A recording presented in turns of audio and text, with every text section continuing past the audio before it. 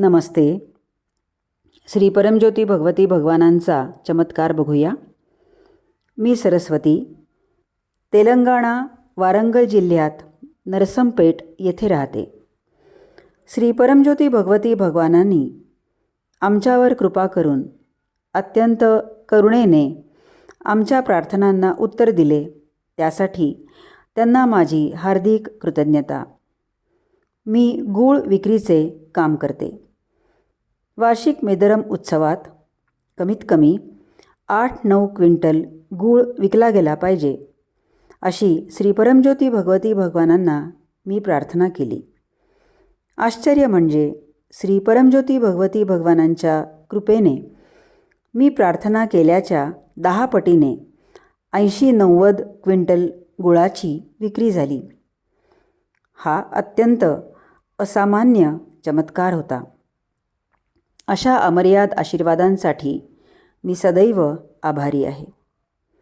एकदा सत्यलोकमध्ये आम्ही पवित्र सुदर्शन हवन केले.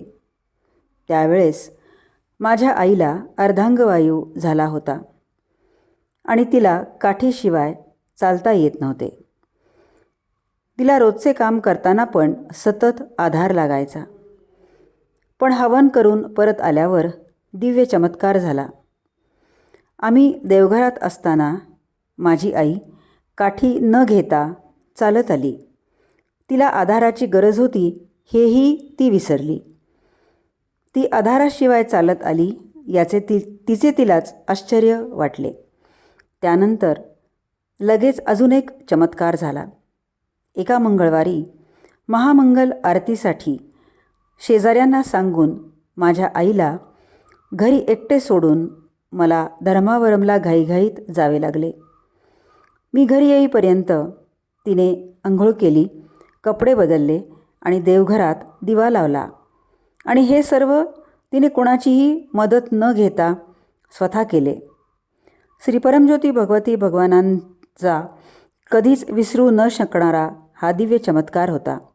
जय बोलो आरोग्य प्रदाता श्री परमज्योती भगवती भगवान की जय.